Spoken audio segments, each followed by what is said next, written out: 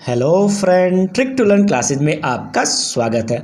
आज मैं आपको 6 मई 2020 का करंट अफेयर लेके आया हूं और इसमें मैंने सबसे पहला पॉइंट नोट किया है। अंतर्राष्ट्रीय मिडवाइफ्स दिवस जो है वह आपका 5 मई को मनाया गया है और 5 मई को जो अंतर्राष्ट्रीय मिडवाइफ्स दिवस मनाया गया है इसके पीछे उद्देश्य क्या है, तो WHO ने जो है मिडवाइफ्स के काम को मान्यता देने के लिए इसे मनाने की घोषणा की थी। तब से हर साल जो है 5 मई को अंतर्राष्ट्रीय मिडवाइफ्स दिवस मनाया जाता है। नेक्स्ट है आपका विश्व हाथ स्वच्छता दिवस जो है वो कब मनाया जाता है, तो वो भी आपका 5 मई को मनाया जाता है। और इस बार जो विश्व हाथ स्वच्छता दिवस मनाया गया है इसका थीम था save lives clean your hands. एक पॉइंट और है इसके पीछे, इसको भी मैं बता दे रहा हूँ कि विश्व हाथ स्वच्छता जो दिवस है ये WHO द्वारा मनाने की घोषणा की गई है और इसके पीछे उद्देश्य क्या था, तो हाथों की स्वच्छता के बारे में जागरूक करना। नेक्स्ट है आपका विश्व अस्थमा दिवस। अब विश्व अस्थमा दिवस भी जो है वह आपका 5 मई को मनाया जाता है। एक चीज़ यहाँ पे मैं आपको बता दे रहा हूँ, हर वर्ष मई के पहले मंगलवार को जो है विश्व अस्थमा दिवस मनाया जाता है। तो इस बार जो है मई के जो पहला मंगलवार था वो 5 तारीख को पड़ा था, इसलिए 5 मई को विश्व अस्थमा दिवस मनाया गया है। और जो इस बार विश्व अस्थमा दिवस मनाया गया है इसका थीम क्या था, तो enough asthma death. Enough asthma death जो था इसका थीम था।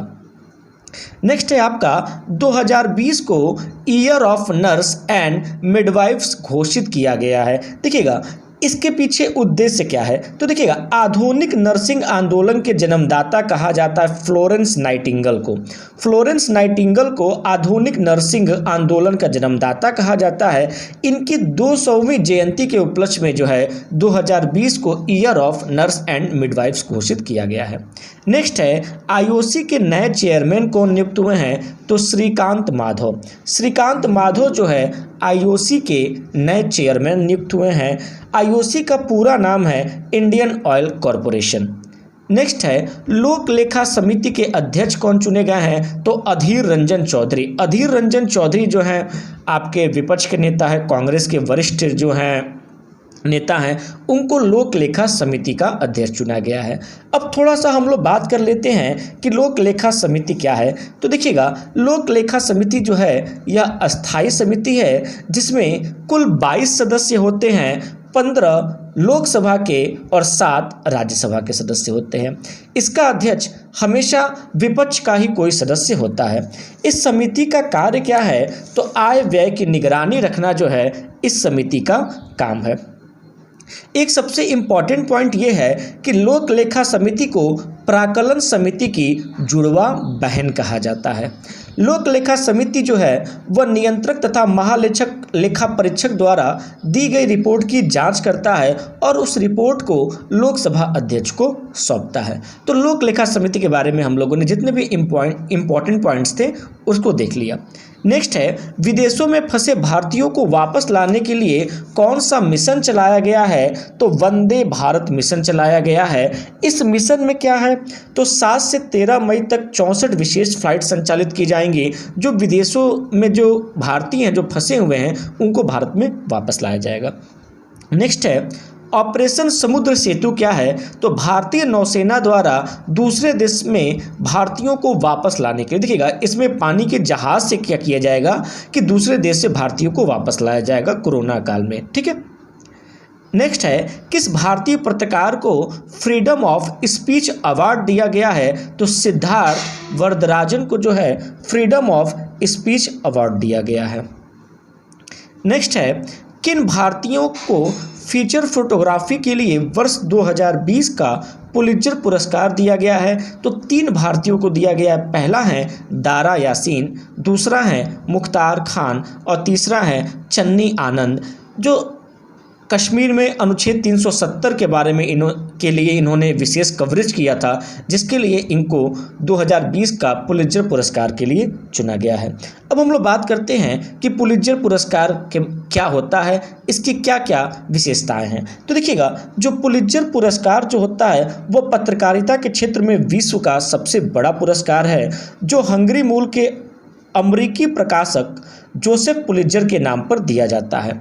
इस पुरस्कार देने की देने वाले संगठन की स्थापना 1917 में हुई थी, जो 21 श्रेणियों में पुलित्जर पुरस्कार देता है। नेक्स्ट है, टेनिस इंटीग्रिटी यूनिटी ने किस पेशेवर टेनिस खिलाड़ी को आजीवन प्रतिबंध कर दिया है? तो यूसुफ होसम मिस्र। यूसुफ होसम मिस्र को जो है मैच फिक्सिंग और भ्रष्टाचार के आरोप में आजीवन प्रतिबंध कर दिया गया है। नेक्स्ट है आपका, किस देश ने अपनी मुद्रा रियाल को बदलकर तोमान रखने का फैसला किया है? तो ईरान। ईरान जो है अपनी मुद्रा रियाल को बदलकर तोमान रखने का फैसला किया है और 10,000 रियाल बराबर एक तोमान होता है। ठीक है, जो इन्होंने डिसाइड किया है कि जो 10,000 रियाल की वैल्यू होगी वो एक तोमान के बराबर होगी, यानी कि कहीं ना कहीं तोमान जो है और मजबूत मुद्रा हो जाएगी। नेक्स्ट है, रूस ने द्वितीय विश्व युद्ध जर्मनी पर जीत की याद में किस देश के शासक को स्मारक युद्ध पदक से सम्मानित किया है? तो उत्तर कोरिया के शासक को जो है सम्मानित किया है। नेक्स्ट है, कोविड कथा मल्टीमीडिया गाइड किसने लॉन्च किया है? तो डॉक्टर हर्षवर्धन ने। इस कोविड कथा में क्या है? तो कोरोना वायरस से जुड़े तथ्य का विस्तार से वर्णन किया गया है। नेक्स्ट है, आई फॉर इंडिया कंसर्ट किसने लॉन्च किया है? तो फेसबुक ने। फेसबुक ने I for India concert launch किया है। इसमें है क्या? तो सारे बड़े जो आपके सेलिब्रिटी हैं इस कंसर्ट में रहेंगे, जिनका उद्देश्य क्या होगा? कोविड-19 के लिए फंड जुटाना। नेक्स्ट है, फीना 2021 विश्व चैंपियनशिप कब तक के लिए स्थगित कर दिया गया है? तो 2022 के लिए स्थगित कर दिया गया है। अब हम लोग बात करते हैं फीना 2021 विश्व चैंपियनशिप किस क्षेत्र से है? तो तैराकी क्षेत्र से है और इसकी स्थापना 1908 में हुई थी और फीना का मुख्यालय कहाँ पर है? तो स्विट्जरलैंड में। चूँकि 2021 में टोक्यो ओलंपिक होने के कारण जो है इसको 2022 के लिए स्थगित कर दिया गया है। नेक्स्ट है, किसने हाल ही में आरबीआई के अनुपालन के साथ video KYC engagement platform launch किया है? तो एमयू ने। एमयू ने क्या किया है? आरबीआई के अनुपालन के साथ video KYC engagement platform launch किया है, जिससे कम समय में केवाईसी अपडेट करा सकते हैं।